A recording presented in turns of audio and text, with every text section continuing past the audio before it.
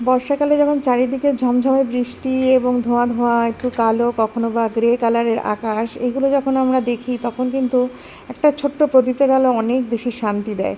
আজকে আমি চলে এসেছি আমি শ্রাবন্তী একটা নতুন ভিডিওতে, তোমাদের সবাইকে স্বাগত জানাচ্ছি।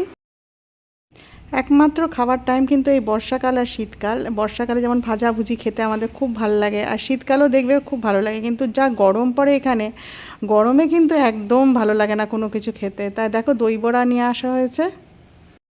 সেদিনকে যখন নাশপাতি এনেছিল একটু হালকা কালো ছোপ ছোপ দাগ ছিল, কিন্তু আজকে পেয়ারাগুলো এত সুন্দর, শুধু দেখতেই সুন্দর না, খেয়েও টেস্টি। আর এইখানে খুব সুন্দর, আমি লাস্ট পেয়ারা খেয়েছিলাম বারাসাতে, আমার মনে আছে, তখন সৃজাকে কলেজ থেকে নিয়ে একেবারে আমরা বাই রোডে কলকাতা থেকে জামশেদপুর আসছিলাম, সেই সময় পেয়ারা খেয়েছিলাম। সৃজা যখন চামচে করে প্রসাদ খায় না, তখন আমরা সবাই মিলে হাসতে থাকি, কারণ আমরা সাধারণত হাতেই খাই, কিন্তু বড় বড় চামচে খেতেই অভ্যস্ত। যদি আমার এই ভিডিওটি ভালো লাগে অবশ্যই একটা লাইক করে দিও তোমরা, আর যদি অলরেডি করে রাখো তার জন্য অনেক বেশি ধন্যবাদ। যেদিনকে পেঁয়াজ রসুন ছাড়া রান্না করা হয় সেদিনকে কিন্তু একটুখানি বেশ চ্যালেঞ্জিং ব্যাপারটা থাকে, কারণ পেঁয়াজ রসুন এমনভাবে ছাড়া রান্না করা মানে পুরোপুরি নিরামিষ আর কি। তো সেইভাবে রান্না করার টাইমটুকু আর কি পেলে আর কি বেশ ভালো করে যত্ন করে রান্না করতে হয়। তো সেই জন্য সকালে জলখাবারে আজকে হয়েছিল 3 কোনা পরোটা। আর এই পরোটা যেন তো প্রথমে ভেবেছিলাম রুটি করব, কারণ আটাটা মাখাই ছিল ফ্রিজে। তারপর কি মনে হলো যে না, একটু পরোটা করে দিই। আর এখানে ছোলার ডাল আমি যেহেতু তেজপাতা, একটু দারচিনি, শুকনো লঙ্কা এগুলো দিয়েছি, তো এই আর তার সঙ্গে অবশ্যই নারকেল, তো সেই জন্য কিন্তু ছোলার ডালটা খুব ভালো লাগছিল পরোটার সাথে। পরে মনে হলো যে ফ্রিজে তো পায়েসও আছে, তাহলে একটু পায়েসও দেওয়া যাক, তাহলে একদম সুন্দর খাওয়া হয়ে যাবে সকালের জলখাবার।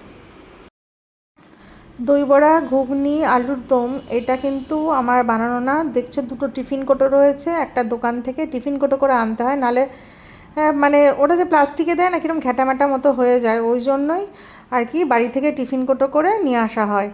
আর দই বড়ার সঙ্গে আলুর দম খেতে ভালোই লাগে, বেশ একটা আলাদা কম্বিনেশন আছে আর কি।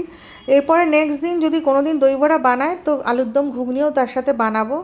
অবশ্যই একদিনে হয়তো হবে না, হয়তো আগের দিন ঘুগনিটা করে রাখলাম, পরের দিন হয়তো দই বড়া আলুর দম করলাম, এরকমভাবে করতে হয়। এইসব মুখরোচক খাবার খেতে গেলে কিন্তু তোজোর জন্য বাড়ি মন খারাপ করে, কারণ তোজোর দই বড়া কিন্তু তোজো বেশ ভালোই বাসে। ও ঘুগনিটা খুব একটা কোনো দিনই পছন্দ করে না, ঘুগনি আবার আমার মেয়ে খুব ভালোবাসে, বিশেষ করে ঘুগনি চাট আর কি। আর তোজো দই বড়া খুব ভালোবাসে। আমার এবার মনে আছে জীবনের প্রথমবার যখন দই বড়া খেয়েছিলাম আমি না মিষ্টি ভেবেছিলাম, কিন্তু তারপরে দেখলাম এটা সত্যি টক টক হয় পুরো খেতে। আর ভীষণ মানে এখনও ওই কথা মনে পড়লে আমার খুব হাসি লাগে। বাইরের যা ওয়েদার, কি বলো তো, মেশিনে বেশি কাপড় দিতেও ভয় লাগে, তবু তার মধ্যে কাজগুলো একটু গুছিয়ে তো নিতেই হবে। 1টা বেজে গেছে, তার উপর আবার বৃষ্টি পড়ছে হালকা, তার মধ্যে রোদ নেই, তবুও আমি কাপড়গুলো মেলে দিলাম, কারণ ঘরে রাখলে না একটা স্মেল বেরোয় দেখবে। ওই জন্য বাইরে একটু হাওয়ায় থাকলে বেশ ভালো লাগবে। যদি সন্ধ্যের আগে আমি তুলে নেব, তুলে নিয়ে তখন আবার ঘরে তার মেলা আছে, সেখানে আবার মেলে দেবো। তো বাসনগুলো এখনও গোছাতে হবে, কিচেনের বাসন এখনও গোছানো হয়নি, অনেক কাজ বাকি আছে। বৃহস্পতিবারে দেখবে একটার পর একটা কাজ করতে থাকবে, দেখবে কমপ্লিটই হয় না। এখানে দেখো কিছুটা জবা ফুল ওপর থেকে নিয়ে এসছে আর কি। কী বলো তো, যারা ছাদ বাগানে টুকটাক এই বেগুন, মূলো বা লঙ্কা এগুলো চাষ করে বা হালকা কিছু চাষ করে, তাদের দেখবে তারা কি বাজার থেকে কেনে না, তারা কেনে। সেই রকম ওপরে যদি আমি হালকা ফুলও পাই, কিন্তু আমাদের কিনতেও হয় মার্কেট থেকে, সেরকম তো ফুল হয় না, কোনো কোনো দিন হয়, তবে ওই ফুলে বৃহস্পতিবারে পুজো হয় না, এতটাই কম হয় আর কি। আগে তো কোরিয়ান ড্রামা দেখতাম, এখন আবার চাইনিজ ড্রামা দেখা শুরু করেছি। খুব সুন্দর লাগে আর কি দেখতে, বেশ মজাদার হয়। আমরা ওই নিয়ে পরে আমি গুড়িয়ার সঙ্গে ডিসকাশনও করি মাঝে মাঝে, আর ওই নিয়ে হাসাহাসি করি মা মেয়ে। তো দেখো মেঘের মানে বাদল করেছে, তো কি সুন্দর আকাশের কালারটা। কিন্তু আকাশের কালার দেখলে তো ঘরের কাজ হবে না, এবার আমাকে যেতে হবে রান্নাঘরে। রান্নাঘরে আজকে তো বললাম একেবারে শর্টকাট রান্না হয়েছে, একেবারে কি বলবো, কচুটা কিন্তু আগে আমি প্রেশার কুকারে সিদ্ধ করতাম, তখন কিন্তু টেস্ট লাগতো না। যখনই আমি একটু বাটিতে ঢাকা দিয়ে সিদ্ধ করেছি, তখন যখন কচুর মানে চোখা বানালাম খুব সুন্দর লাগে। একটু শুধু সর্ষের তেল, নুন, এইটুকু লাগবে। আর তার সাথে একটুখানি শসা বেশ ভালো লাগে খেতে, স্যালাড। আর তার সাথে করেছিলাম ডাল ভাত, মুগের ডাল করেছিলাম আর কি। তো মুগের ডাল, মুসুরির ডাল এইগুলোই ম্যাক্সিমাম হচ্ছে, কারণ এইগুলো কিন্তু খুব সহজে আর কি ডাইজেস্ট হয়ে যায়, আর খেতেও কিন্তু আমাদের বাড়িতে সবাই এগুলো পছন্দ করে। তো এমনিতে ছোলার ডাল যেহেতু পরোটার সঙ্গে হয়েছে, সেই জন্য মুগের ডালটা দুপুরের লাঞ্চ হিসাবে কিন্তু বেশ ভালো লাগে আর কি।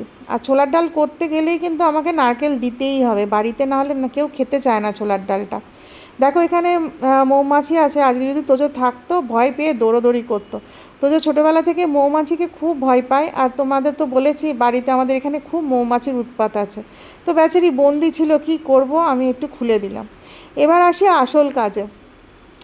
যেহেতু আমাদের জানলা গ্রিল আছে, সেহেতু প্রত্যেক দিন কিন্তু সাবান দিতে পারি না গ্রিলটায়, কারণ পেনটা খারাপ হয়ে যাবে। তাই কিন্তু এমনি জল দিয়ে হালকা করে মানে খুব একটু ড্রাই ড্রাই করে মুছতে হয়।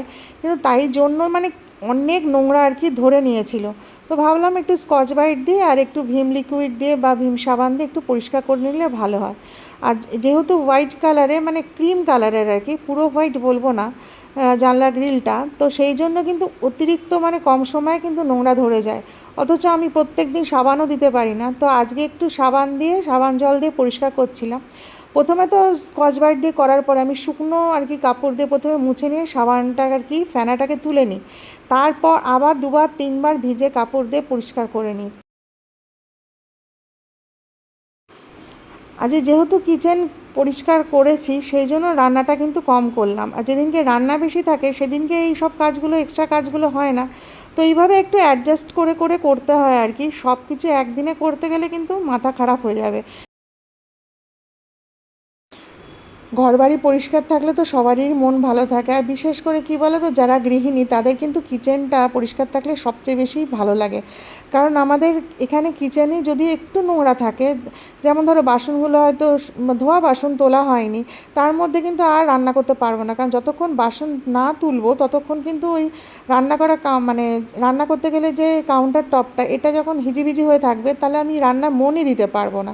এটা আমার ক্ষেত্রে হয়, সবারই ক্ষেত্রে হয় কি না জানি না, তবে আমি এইভাবে এরকমভাবেই কাজগুলো করে নিই। আর দরকার হলে আমি একটু অন্য অন্য কাজগুলো একটু কম করব, কিন্তু যখন যে কাজটা করব পরিষ্কার পরিচ্ছন্ন করে করব। এমার্জেন্সির জন্য একটা দেশলাই কাঠি মানে সরি দেশলাই বাক্স এখানে এইভাবে রেখে দিয়ে, আর দুটো ফল খাওয়ার চামচ এই কাপটা, ছোট্ট কাপটায় রেখে দিয়ে আমার খুব ভালো লাগে দেখতে। এই হাঁড়িটাও রেখে দিয়েছি, এটা মায়ের কেনা, দুখানা না তিনখানা কিনেছিল, একটা ভেঙে গেছে আর বাকি দুটো রয়েছে। আর এইভাবে আর এখানে হামানদিস্তা তার থাকে, এইভাবে জানলাটা একটু ক্লিয়ার করে রাখি।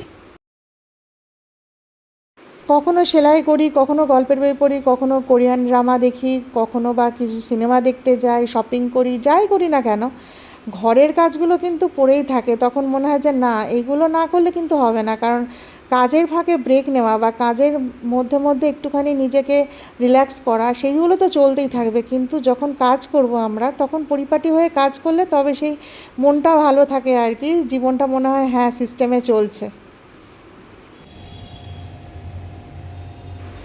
যখন আমরা স্টুডেন্ট ছিলাম তখন বই খাতাপত্র গোছালে যেমন ভালো লাগতো, সেই রকম আর কি এখন যেহেতু রান্নাবান্না করি, সেহেতু রান্নার জিনিসগুলো গোছালে মনটা দেখবে ভালো থাকে এবং রান্না করার ইন্টারেস্টও পাওয়া যায়। এই দুপুর 3টে থেকে 4:30 5টা অবধি যে টুকুর টাকুর কাজগুলো করি না, সেই কাজে কোনো মানে পেছনে টেনশান করতে হয় না আমাকে। কারণ অনেকের কাজের নিয়ম আর অনেক রকম, কিন্তু আমি এইভাবেই করি, এক্সট্রা কাজগুলো 3টে থেকে 4:30-এর মধ্যে করে রাখি। কারণ সেই সময় সন্ধেবেলার খাবার তো রাতের বেলা খাবার তো সন্ধেবেলায় করতে হয়, কিন্তু সেই সময় শুধু চা করাটাই একটুখানি বাকি থাকে, বাকি অন্যগুলো তো অত বেশি প্রেশার থাকে না। তো এইরকমভাবে ভাগে ভাগে একটু সময় করে করে করে নিতে হয়। এদিকে শরীরটাও দেখতে হয়, এদিকে কাজও করতে হয়, সব কিছু আর কি ব্যালেন্স করে চলতে হয়। দেখো সংসারে হাসি আনন্দ টেনশন এইগুলো তো নিত্য থাকেই মানুষের, তারপরে শরীর খারাপ শরীর ভালো রাখা, এইগুলো সব কিছু মিলিয়েই সংসার। কিন্তু তার মাঝখানে যদি জিনিসপত্রগুলো সঠিকভাবে না রাখি, তাহলে রান্না করার সময় অনেক লেট হয়ে যায়, তখন দেরি হয়ে যায় বা একটু টেনশন হয়ে যায় রান্না করতে করতে। সেই জন্য কিন্তু আমরা কিচেনটাকে খুব সুন্দর করে পরিষ্কার করে রাখি, আমাদের মতো গৃহিণীদের কথা বলছি আর কি। রান্নাঘরে যত দামি জিনিস দিয়ে সাজাবে তত ভালো লাগে, কিন্তু আমার কাছে যেটুকু আছে আমি ওইটুকু দিয়ে সুন্দর করে সাজালাম। আর এখানেই মনে হয় কোথাও যেন একটা মনের তৃপ্তি পাওয়া যায়। 7 বছর ধরে এই গ্যাস ওভেনটা চলছে, কিন্তু বিশ্বাস করো চকচক করে রাখি। গ্যাসের নিচের দিকটাও কিন্তু প্রত্যেক দিন পরিষ্কার করি, কারণ দুধের মালাই পড়ে থাকে, কখনো সর পড়ে থাকে, এইগুলো পড়ে থাকলে না ভালো লাগে না, চিটচিট করে একদম। ওই জন্য সব কিছু একদম পরিষ্কার নিট অ্যান্ড ক্লিন থাকলে তখন মনে হয় হ্যাঁ জিনিসটা চলবেও অনেক দিন, আর জিনিসটা দেখতেও ভালো লাগবে। অনেক পাখি কিচিরমিচির করছিলো, একেবারে ঝগড়া বাঁধিয়ে দিয়েছিল। ভাবলাম একটু ছাদে ওইগুলো দেখতে যাই। আমি যতক্ষণে গেছি ততক্ষণ দেখছি পাখিগুলো উড়ে গেছে। চারিদিকে শুধু সবুজে সবুজ, আর কি বলতো, আকাশে টুপটাপ বৃষ্টি, এটা দেখতেও ভালো লাগে। কিন্তু আপাতত আমার এখন একটু রেস্ট দরকার, তাই ফ্যান খুললাম। দেখা হচ্ছে অন্য একটা ব্লগে। ভালো থাকো, খুব আনন্দ করো।